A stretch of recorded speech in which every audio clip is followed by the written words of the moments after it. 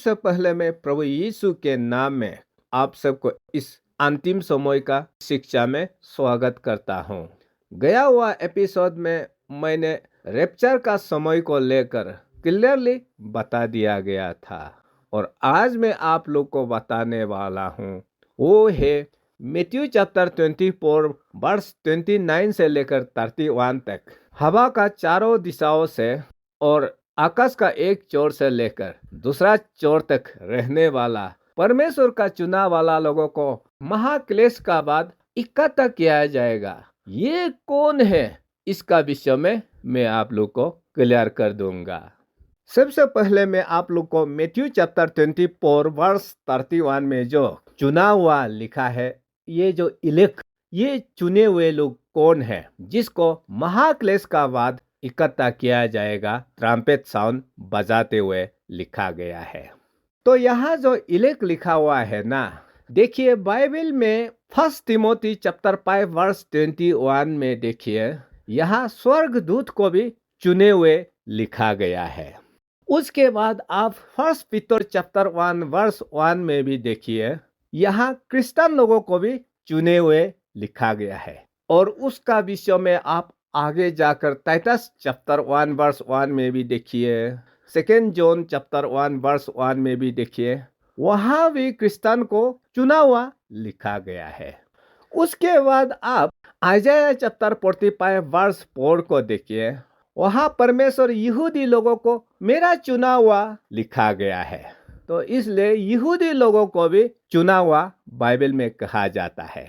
तो उसका विषय में आप ओल्ड टेस्टामेंट में कई जगह माइन इलेक्ट कहकर परमेश्वर यहूदी को लिखा हुआ मिलेगा। तो उसके विषय में आप रोमन चैप्टर 11 वर्स 28 को भी देखिए, 2 पीटर चैप्टर 2 वर्स 10 को भी देखिए, आइजाया चैप्टर 45 वर्स 4 को भी देखिए, 65 वर्स 9 वर्स 12 को भी देखिए। वहाँ यहूदी लोगों को हर एक जगह में मेरा चुना हुआ वाला वहाँ पूरा लिखा हुआ रहता है। इसलिए जब चोजन या इलेक्ट बाइबल में दिखाई देने से उसका मतलब ये नहीं कि वो क्रिश्चियन को सिर्फ बोला है, वो एंजल को भी बोला जाता है, क्रिश्चियन को भी बोला जाता है और यहूदी लोगों को भी बोला जाता है। ऐसा बात है तो तब तो मैथ्यू चैप्टर 24 वर्स 29 से लेकर 31 तक वो जो महाक्लेश का बाद चुना हुआ लोगों को एंजल जो है इकट्ठा किया जाएगा, वो चुना वाला लोग कौन है। तो सबसे पहले तो यहाँ जो इलेक्ट लिखा हुआ है वो बिल्कुल स्वर्गदूत नहीं होगा, वो क्लियर है, क्योंकि स्वर्गदूत को रैप्चर नहीं करेगा ना। और रैप्चर में क्या होता है, एंजल तो प्रभु को जो लोग विश्वास करके तैयारी में है गैदर किया जाता है। तो ये इलेक्ट जो है एंजल होने का सवाल ही नहीं है। तो उसका बाद यहाँ जो इलेक्ट लिखा हुआ है वो क्रिश्चियन को बोला है बोल के सवाल ही नहीं होता, क्योंकि हम लोग क्लियरली प्रूव कर चुका है कि क्रिश्चियन लोगों को महाक्लेश से पहले, ग्रेट ट्रिबुलेशन से पहले रैप्चर किया जाता है। वो प्रूव हो चुका है, उसको हम लोग चेंज नहीं कर सकता। लेकिन रैप्चर में जो नहीं जा पाया वो महाक्लेश का समय में पछता कर प्रभु में आएंगे और प्रभु उन लोगों को साल्वेशन देंगे और उसमें से अधिकतर लोगों को वो महाक्लेश में मारा जाएगा। जो थोड़ा मोड़ा बचकर सेकेंड कमिंग का दिन तक निकलेगा, उन लोगों को ये संसार को जनसंख्या बढ़ाने के लिए जिम्मा दे दिया जाएगा। वो हम लोग पूरा सीख चुका है। तो इसलिए ये जो इलेक्ट है ना, वो बिल्कुल क्रिश्चियन लोगों को नहीं बोला है। हाँ, ये याद रखना। तब तो ये इलेक्ट किसको बोला है, एक ही सिर्फ अभी बच गया, वो है यहूदी। तो इसलिए यहाँ मैथ्यू चैप्टर 24 वर्स 29 से लेकर 31 तक महाक्लेश का बाद ही स्वर्गदूत के जरिए थोड़ी फूकते हुए उसका चुनाव वाला लोगों को इकट्ठा किया जाएगा। ये यहूदी लोगों के लिए। हाँ, इसको मैं अभी आप लोग को साबित करके दिखाऊंगा आगे शिक्षा में। उसको पता करने के लिए या समझने के लिए सबसे पहले हम लोग को यहूदी का इतिहास में जाना होगा। जेनेसिस चैप्टर 12 वर्स 1 और वर्स 2 में परमेश्वर अब्राहम को बुलाता है और एक देश निर्माण करने का योजना बनाता है। तो इसलिए आगे जाकर जेनेसिस चैप्टर 17 वर्स 8 में देखिए, वो कनान देश को यहूदी लोगों को दिया जाएगा कहते हुए यहाँ वादा करके रखा हुआ है, और वो भी परमानेंट पोजीशन, अनंत काल के लिए यहूदी लोगों को दिया जाएगा, प्रॉमिस किया जाता है। इसको लेकर आप जेनेसिस चैप्टर 48 वर्स 4 को भी देखिए। वो कनान देश को जो अब्राहम का वंश आइसक याकूब के जरिए जो 12 ट्राइब्स निकल के आया है, उन लोगों के लिए एवरलास्टिंग पोजीशन, सदा के लिए दिया गया है, यहाँ लिखा है। लेकिन आगे जाकर परमेश्वर और एक भविष्यवाणी करता है, हाँ, मैं कनान देश को सदा के लिए आप लोग को दे दूंगा। लेकिन लिविटिकस चैप्टर 26 और डिट्रोनोमी चैप्टर 28 में आप पूरा पढ़ने से वहाँ ये दिखाई देता है कि यहूदी लोग अगर उस कनान देश में रहकर परमेश्वर का इच्छा का हिसाब से जिएगा तो वो लोग कनान देश में बने रहेंगे, वहाँ प्रोफेसी करता है। अगर वो कनान देश में यहूदी लोग रहकर पाप करोगे तो उन लोगों को कनान देश से एक्सपेल किया जाएगा, बाहर किया जाएगा। दुनिया का राजा और महाराजाओं को उकसाते हुए यहूदी लोगों का ऊपर हमला करने दिया जाएगा, और हमला करके संसार का हर एक देश में नौकर चाकर बना करके बिखर दिया जाएगा, प्रोफेसी करके रखा हुआ है।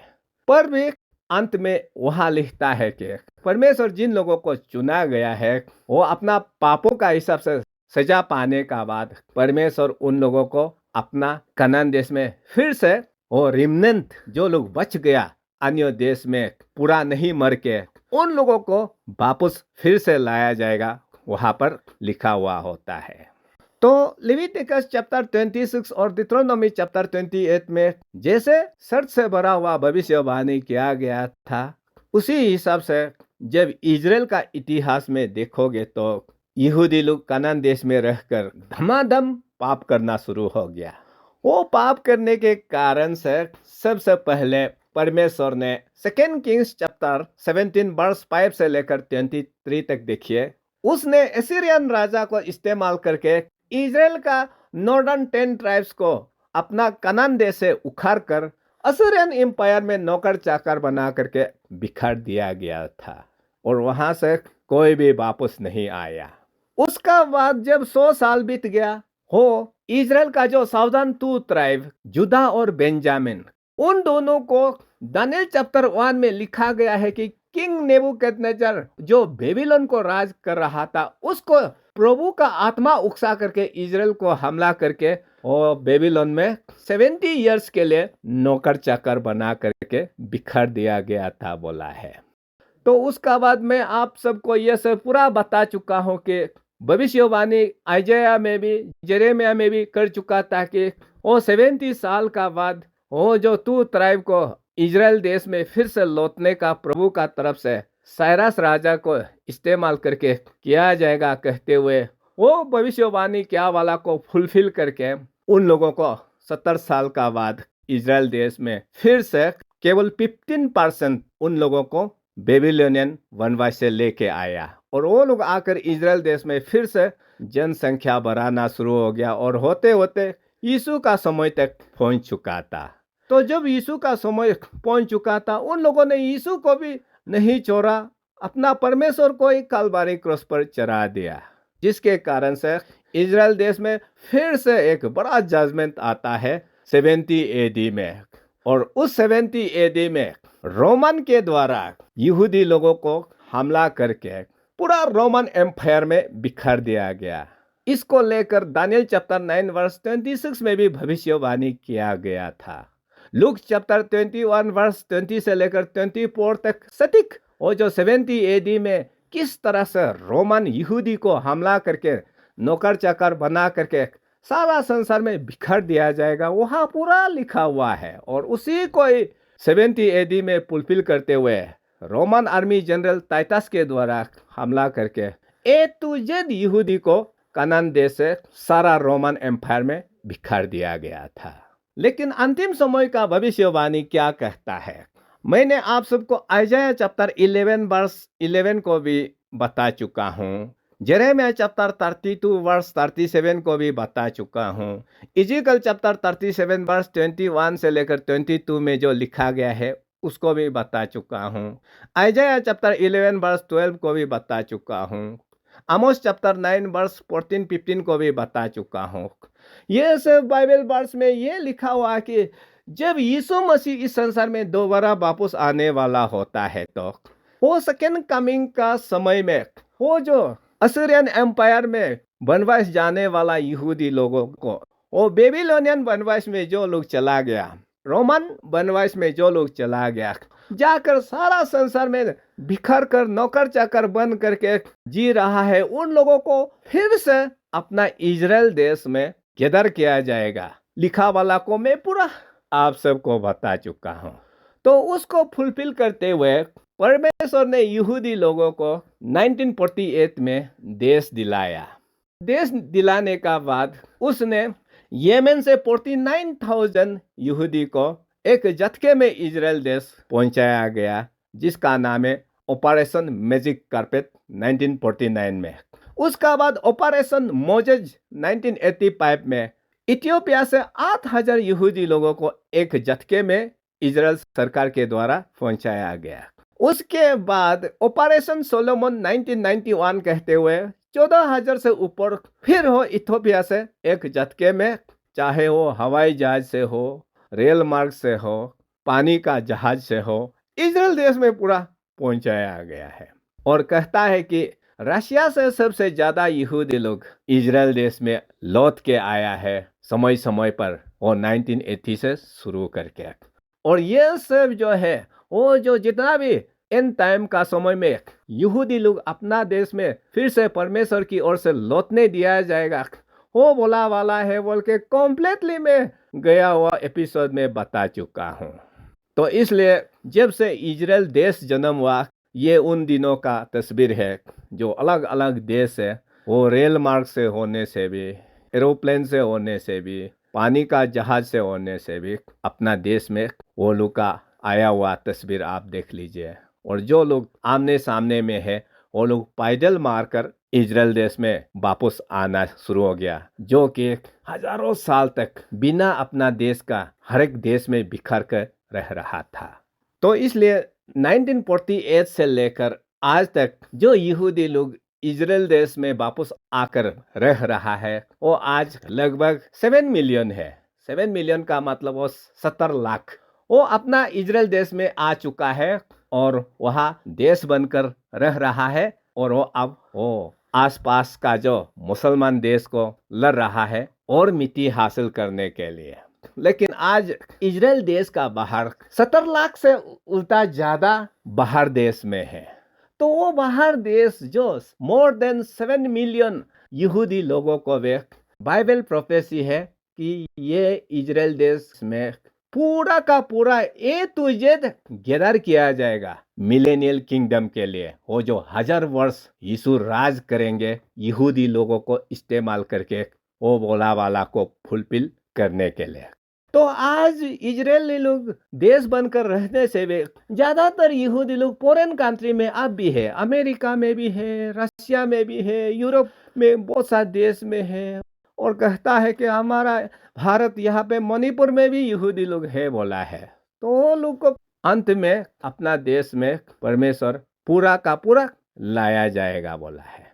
तो अभी प्रॉब्लम क्या हो रहा है, जिन लोगों को यहूदी देश में ला चुका है वहाँ पे पॉपुलेशन बढ़ती है, जगह कमती हो गया। अब वो जगह पाने के लिए ये लोग लड़ाई शुरू हो रहा है। तो जगह नहीं होने के कारण से आधा से भी ज्यादा यहूदी लोग फॉरेन कंट्री में अभी भी बस रहा है। लेकिन वो बाकी यहूदी जो फॉरेन कंट्री में अभी भी बिखरा हुआ है उन लोगों को यहाँ ले आना है। और यहाँ ले आना होगा तो यहूदी देश जो है वो बड़ा होना होगा, एक्सपांसन होना होगा।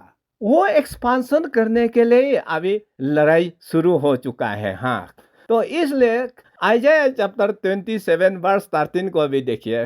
वो अंतिम समय में यहाँ पर लिखा है कि तुरी फूका जाएगा परमेश्वर, और तुरी फूक कर जो असीरिया कैप्टिविटी में चला गया और जो अलग अलग देश जैसे इजिप्ट में चला गया, वो लोग इजराइल देश में आकर परमेश्वर को पूजा किया जाएगा, यहाँ लिखा हुआ है। और ये सब पूरा कैसे होगा, क्योंकि वहाँ मिट्टी है ही नहीं बाकी यहूदी लोग भी आकर बस सके। तो इसके लिए वो अंतिम समय में इजराइल देश और यरूशलेम शहर को लेकर एंड टाइम में ग्रेट युद्ध इजराइल देश और सारा संसार में होगा बोला वाला। तो इसलिए अभी जो सारा संसार में महातबाही महाक्लेश शुरू होगा वो है इजराइल देश का मिट्टी को लेकर इजराइल और अरब मुस्लिम का बीच में जंग लगना। और उस जंग में इतना तबाही आएगा वो अरब मुस्लिम लोग पूरा हार जाएगा और उन लोगों का मिट्टी को पूरा इजराइल छीन लेगा बोला है। तो इजराइल छीनने का बाद ही वो बाकी यहूदी लोग जो फॉरेन कंट्री में ज़्यादातर लोग रह रहा है वो कनान देश में आएंगे। तो इसी को लेकर मैथ्यू चैप्टर 24 वर्स 29 से लेकर 31 तक वो जो महाक्लेश का बाद ग्रेट ट्रिबुलेशन का बाद वो यहूदी लोगों को संसार का चारों दिशाओं से उसका अपना इजराइल देश में रीगेदर किया जाएगा, कलेक्ट किया जाएगा, यहाँ लिखा वाला। तो इसलिए मैथ्यू चैप्टर 24 वर्स 29 से लेकर 31 तक चुने हुए लोगों को इकट्ठा किया जाएगा दुनिया का चारों दिशाओं से। वो स्वर्ग के लिए नहीं आया, वो इजराइल देश कनान देश में यहूदी लोगों को वहाँ जमा करना है मिलेनियल किंगडम को शुरू करने के लिए। तो अभी ये जो पूरा का पूरा यहूदी इजराइल देश में आकर रह सके तो उसके लिए तो बड़ा युद्ध चाहिए। वो अरब मुस्लिम को पूरा हरा करके उन लोगों का मिट्टी को छीनने के लिए ताकि वो 7 मिलियन से ज़्यादा यहूदी को जमा कर सके। तो इसलिए prime minister Benjamin Netanyahu UNO में भी बार बार ये जो मैप है दिखा दिखा करके कह रहा है कि ये लैंड को जो रिवर यूफ्रेटिस से लेकर नाइल रिवर तक जिसको डिट्रोनोमी चैप्टर 11 वर्स 24 में है हो चाहिए बोलकर अभी लड़ाई शुरू हो गया। और ये मिट्टी को छीनने के लिए वो ग्रेट ट्रिबुलेशन होता है, महाक्लेश होता है। हाँ, ये आप लोग याद रखना। तो ये महाक्लेश ये महाजंग आर्मागेदोन युद्ध के अंत में ही वो यहूदी लोग जो फॉरेन कंट्री में अब तक रह रहा है फाइनल रीगेदरिंग किया जाएगा। उसी को यहाँ मैथ्यू चैप्टर 24 वर्स 29 से लेकर 31 तक चुने हुए लोगों को महाक्लेश का बाद इकट्ठा किया जाएगा बोला है। और ये इजराइल देश में इकट्ठा करने के लिए, हाँ, वो स्वर्ग में इकट्ठा करने के लिए नहीं है, ये यहूदी लोगों के लिए। हाँ, इसको मैं साबित करने के लिए और आपको एक बताऊंगा, वो है कॉन्टेक्स्ट।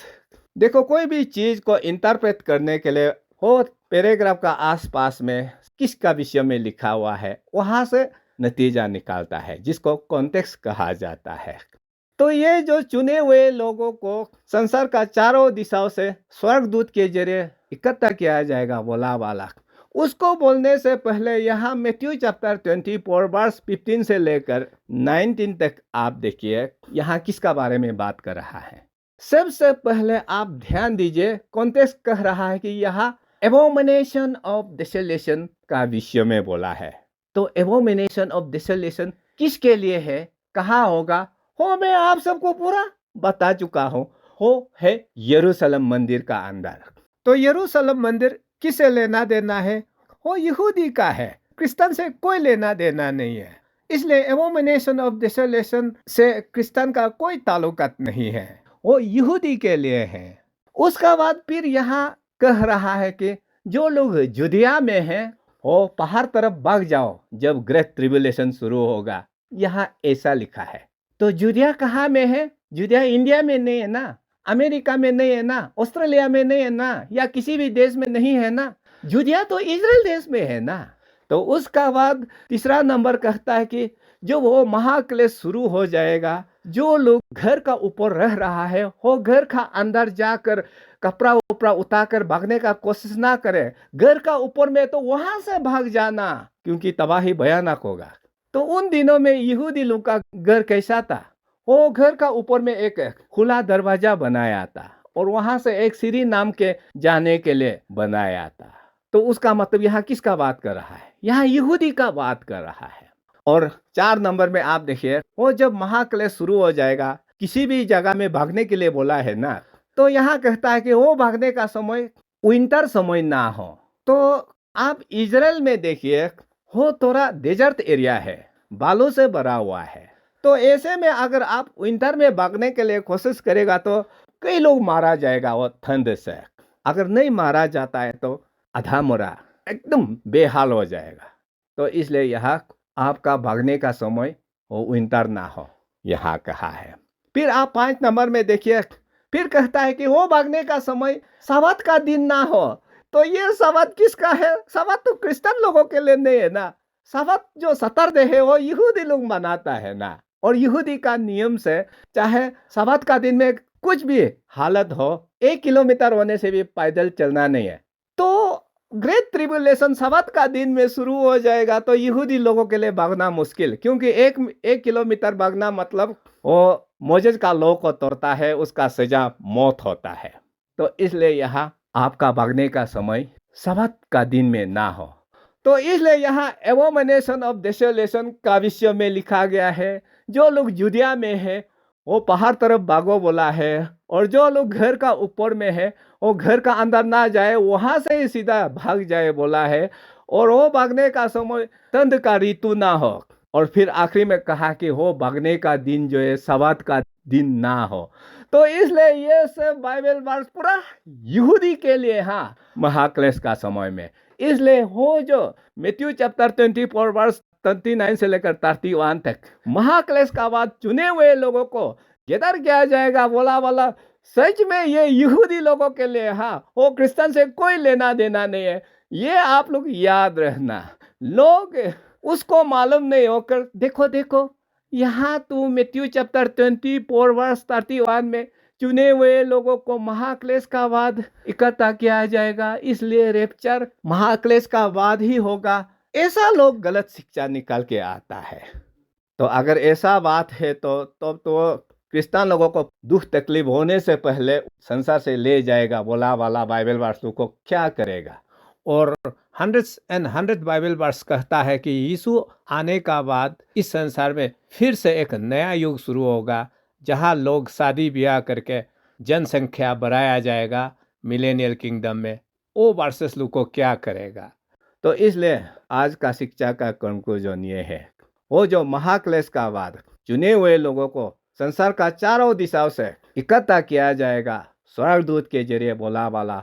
वो जो अभी फॉरेन कंट्री में जो 70 लाख ऊपर यहूदी जो लोग बस रहा है, उन लोगों को महाक्लेश का बाद इजराइल देश में एक झटके में स्वर्गदूत के जरिए लाया जाएगा उसके लिए, हाँ, ताकि वो मिलेनियल किंगडम में यहूदी को इस्तेमाल करके सारा संसार को राज किया जाएगा। वो ओल्ड टेस्टामेंट बाइबल में कई जगह लिखा हुआ है उसको फुलफिल करने के लिए।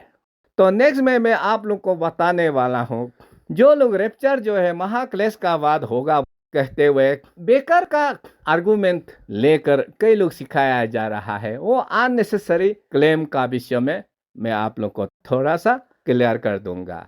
तब तक के लिए प्रभु आप सबका साथ बना रखे। Thank you.